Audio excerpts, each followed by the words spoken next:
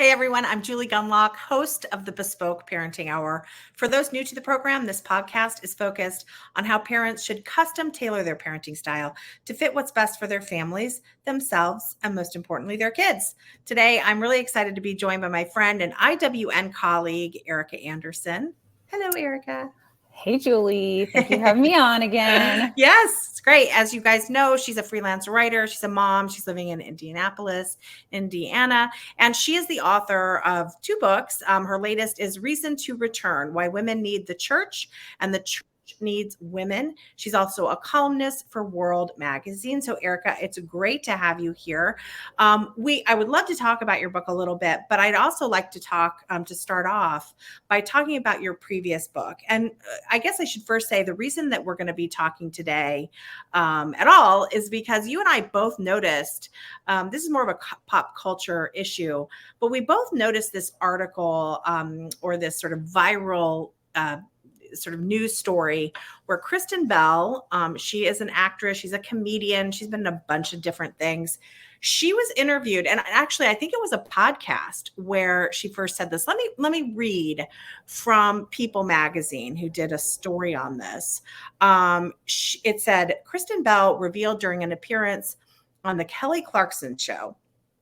Okay, so she's on the Kelly Clarkson show that, quote unquote, although it sounds insane, she lets her 2 daughters, an 8-year-old and a 9-year-old, drink non-alcoholic beer alongside her husband, Dax Shepard, who is a recovering addict.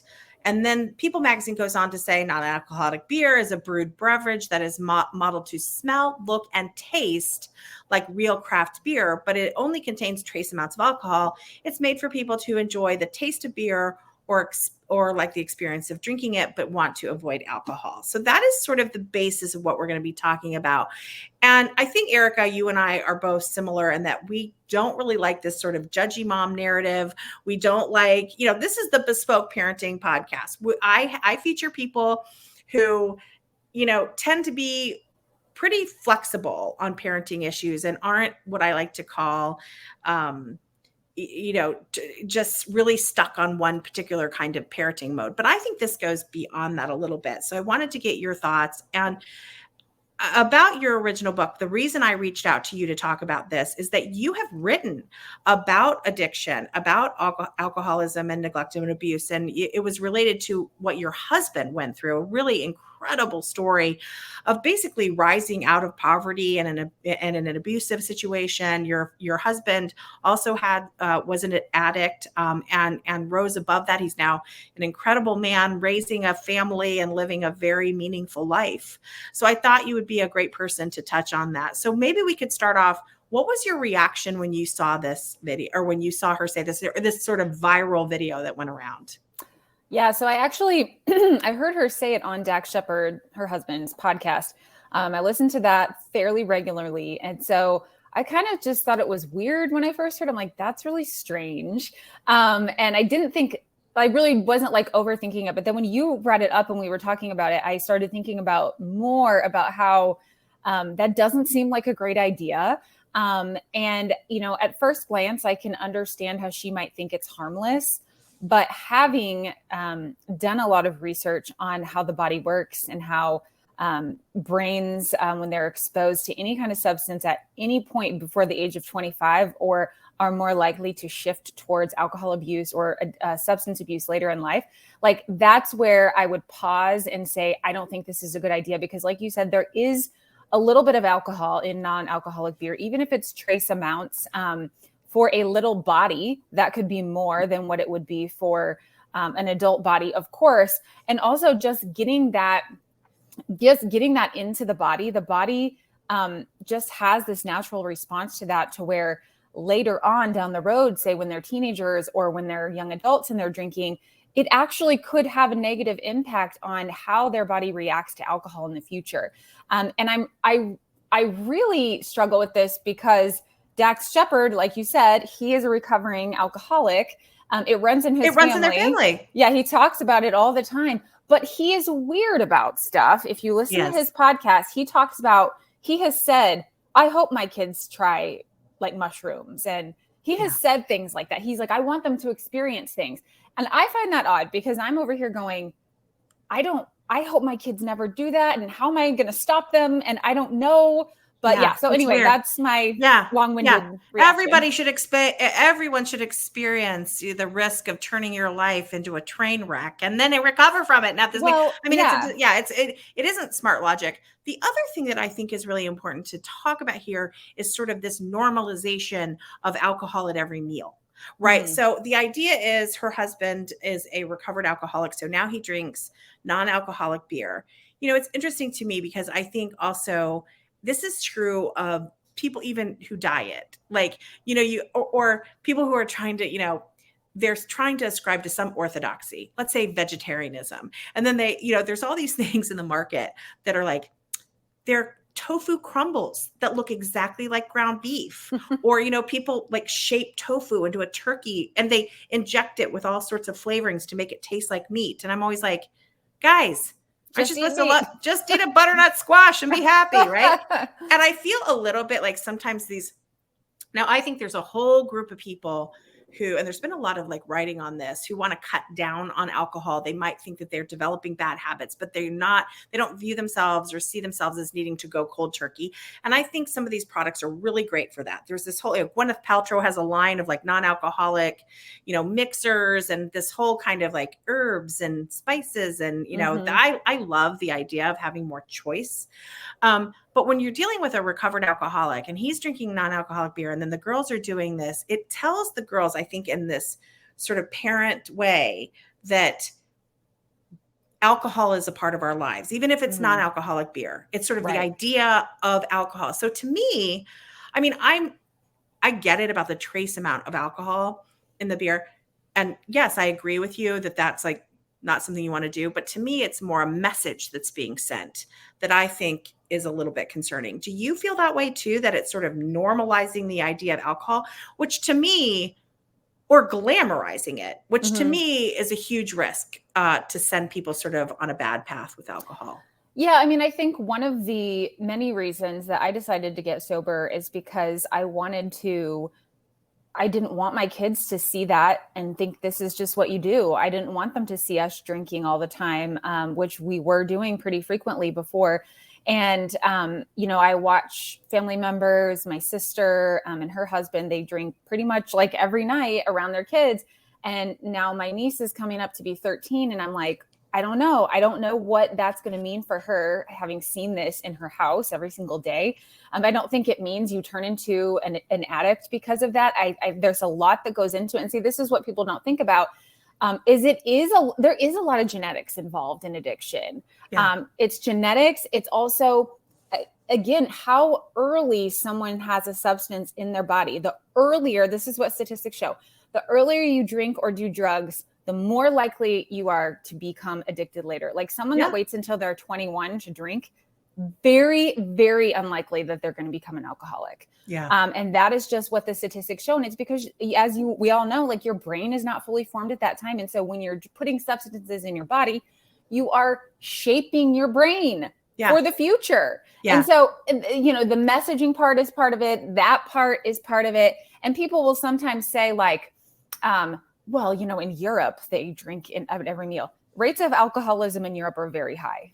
They're having problems. Okay. So let's not use them as an example. I love it when they say, well, French women aren't fat. And I'm like, have you been to France? There's tons of fat French people. Okay. Yeah. So there's just like there's been a huge sober movement in the United States recently, you're also seeing that overseas because people are like, dang, this is ruining lives. Like we have to make some changes. It's interesting since we're on this subject, a Biden administration official came out recently and said, and right now the nutrition guidelines are being revamped. They revamp them every 5 years and come out with some ridiculous thing like don't eat mushrooms or don't eat this, right? Actually, it's not that bad. Well, but it's bad because they just came out with a recommendation that the average woman can have like 1 drink a week and the average man can have 2 drinks a week. Look, I get it. Okay. I get that there's lots of people over there at these federal agencies who they're fun stealers, right? They just don't they don't want us to have meat. They don't want us to have fat. They don't want us to have anything, right? So I get that. Everybody kind of takes the advice, rolls their eyes, and goes on with their life. But don't you think that sometimes when these recommendations come out, there is a backlash of just like, I'm not going to listen to anything you say, right? When the recommendations are this unreasonable.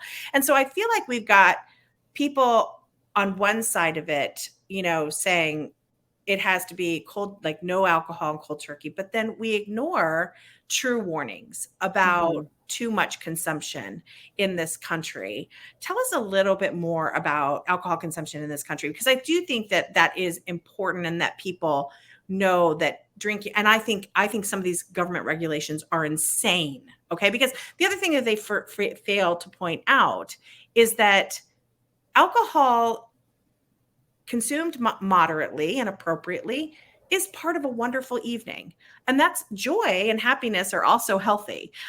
So having a steak or a cookout with your friends and having a beer after a long day of work, I don't think anyone wants to demonize that.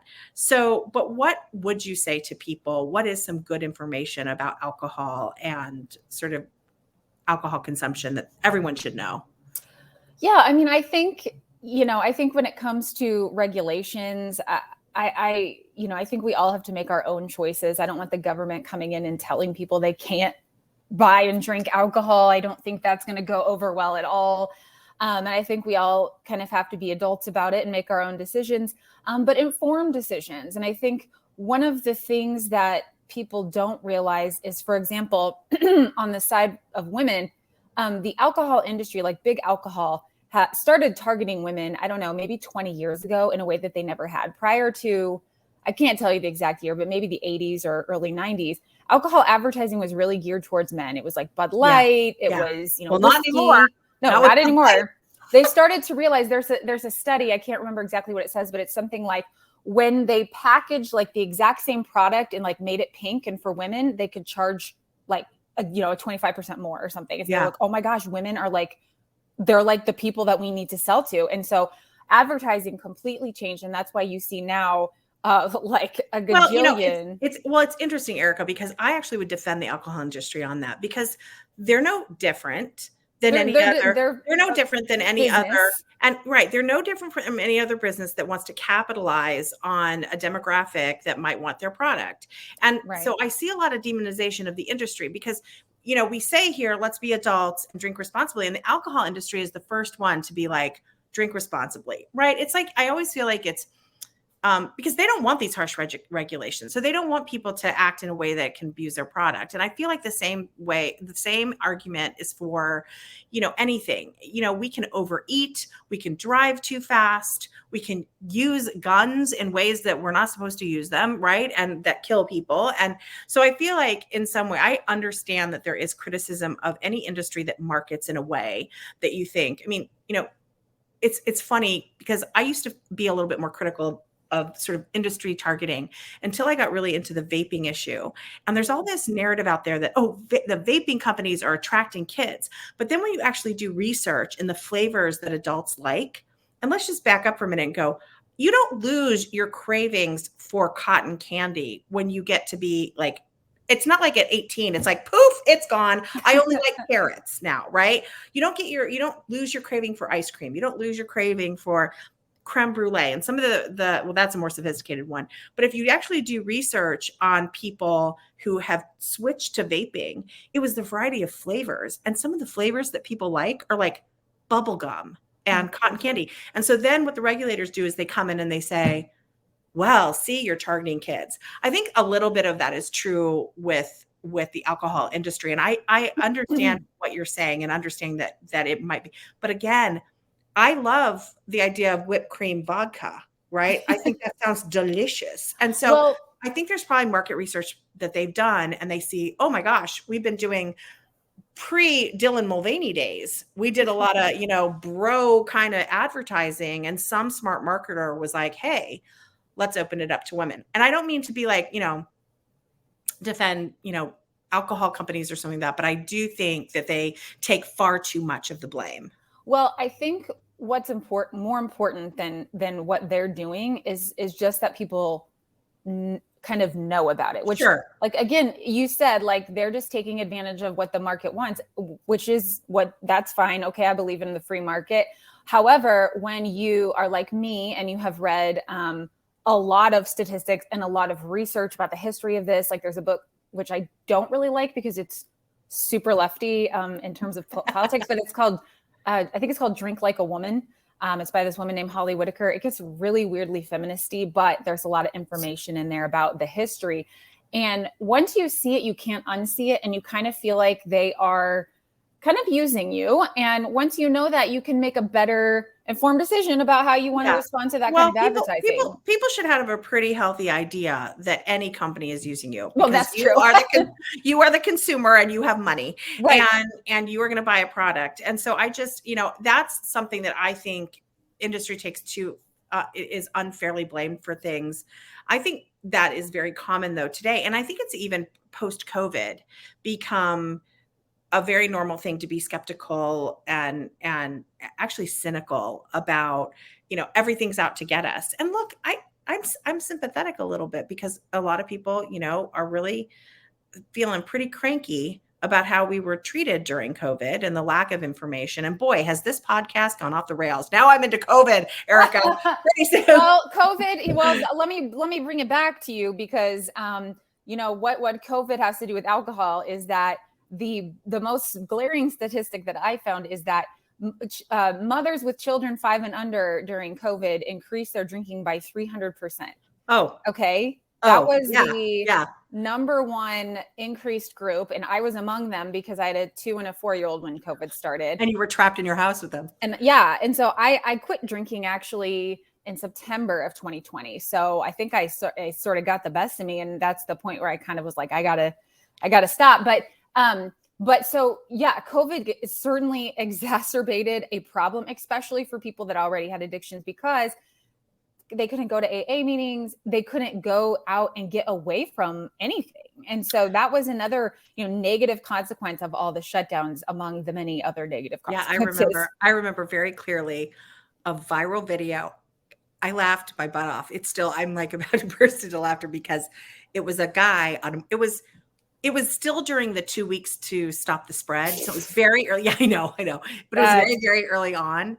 And this guy was on a jog in his neighborhood and it was recycle day. And he was on his normal jog and he starts his camera and he's like, oh my gosh. And again, it was only 2 weeks into COVID. Everybody's stuck in their house and he's going around to the recycle bins and he's looking and it's all hard liquor. Oh my gosh. Bottles and bottles of hard liquor. And I think because it's sort of like when a snowstorm's coming and you're like, I'm gonna go to the store and I'm gonna get chili ingredients. Yeah. I'm gonna have so much fun. Be a party. And then it was a party that never stopped, right? Don't have to go back to the office. And so yes, I can see that was an issue over COVID. But now, and taking this back to the Kristen Bell and Dax Shepard thing, I think one thing that is a real problem in this country, and I don't mean to suggest that they're not good parents, because actually they seem like hilarious parents. They seem pretty good. Great. And what's more important?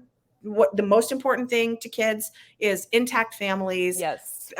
Families who pay attention to them, strong marriages, people who can laugh. So if anybody watches this and thinks that we are just piling on, no, we think they're great parents, like good parents. They seem I know. I'm so glad. I'm always so worried that I'm going to hear that they're getting divorced someday. Oh, I know. I'm be so upset if that happens. Yeah. Yeah. I can't get over the Jonas brother. I know. I'm just kidding. What is so wrong awful. with them? What is wrong with them? Talk about a drinking problem. I don't know if you read. She seems like she might have an issue. She seems to be a bit of a party girl. But anyway, okay, see, we're going off on a different. All right. Anyway, but the point is that but I do think this is a misstep. And I think that, one of the things that you've got to be careful with is suggesting to kids that beer, because, this whole idea of like, oh, you're drinking I know how kids react to that stuff. It's like, oh, cool, I'm drinking what daddy's drinking. And it tastes like beer. It smells like beer. And they don't really understand alcohol right now. It's all the same to them. Yes, an 8-year-old and a 9-year-old. But the other thing is about non-alcoholic beer. And this was the other thing, because Dax Shepard, I just want to give you this quote. Dax Shepard, in reaction to this, because, it went viral and everybody was talking about it. He said, and I couldn't believe this response, he kind of, clapped trying to be all current with my terminology. Clap back. Clap back. He said, orange juice has 0.5% alcohol by volume. Heineken has 0.0. And I assume he's meaning a Heineken non-alcoholic has 0.0. If you're serving your kids orange juice, you're serving them way more alcohol. Okay. Well, it's about the message, like you said. That's a phony baloney excuse. And fine, we kind of talked about that, how it has some alcohol. It's most not, I don't even know about that. Heineken has 0.7, 0.0. Maybe he found one that truly is alcohol free. Although Kristen Bell in another statement admitted, some of these non-alcoholic beers have alcohol. But the point really is that these non-alcoholic beers are unbelievable, by the way. I've had them. They taste like beer. Okay. Now, if you're like a super beer aficionado and you're like, oh, this is a craft beer from this tiny hamlet in Germany, and you can like identify it, right? Okay. Probably you're not impressed. I'm not a big beer drinker. So to me, it passes. And so I am more concerned about the normalization of beer or beverage, this particular kind of beverage, giving them a taste of or a craving for that. And again, I think it can lead to some bad habits in the future. Any last words? Any other thoughts on this before we? I would just encourage people to be informed about alcohol and what it does to the body. And I'm not saying that means you have to stop drinking, but once you sort of discover that it is bad for you, and also I would say more than anything, I want people to do the best they can to get their kids to start trying it later in life. The further along, if they can wait till they're 21, that's going to make their lives better. That's going to make the world better. We're going to have less problems because, as you know, alcohol destroys families. I mean, and so the path to less abuse of alcohol is the better path. And so just being informed about how that affects people, I think, is the best thing that people can do. That is a great place to end. But before I do, I just want to give you just a second to talk about your new book. If you could just give us a quick summary, because I think it's exciting. Yes. So my new book, Reason to Return, Why Women Need the Church and the Church Needs Women, was really kind of built on my love for women and my desire to see them flourish in their lives and in their faith. And we know so many people have left the church, or they have, kind of been floundering in their faith. And I just wanted to give them some encouragement and some guidance to get back into a faith community, because I'm a statistics person, and you'll find them all in the book, like how much a genuine faith community affects your life in positive ways. And then therefore your family, your community, and the world. It's just like an outpouring of it goes on and on. And so faith community is like one of the most powerful things that we can do, honestly, for society. It's also a very powerful thing for children, giving children that community, giving them those traditions, giving them guidance in how to continue to be a family of faith, I think is another way in which parents can model good behaviors for their kids. Ericka, it's always so great to talk to you. Where can we find you on social media? Yeah, Ericka Andersen all over the place. If you Google me, I'll pop up with a million websites and Twitter and Instagram and all of that. Great. Thanks for coming on today, Ericka. Thank you. I love talking to Ericka. She's so fun. The Bespoke Parenting Podcast with Julie Gunlock is a production of the Independent Women's Forum. You can send comments and questions to julie.gunlock@iwf.org. Please help me out by hitting the subscription button and leaving us a comment or review on Apple Podcasts, Acast, Google Play, YouTube, or iwf.org. Hang in there, parents, and go bespoke.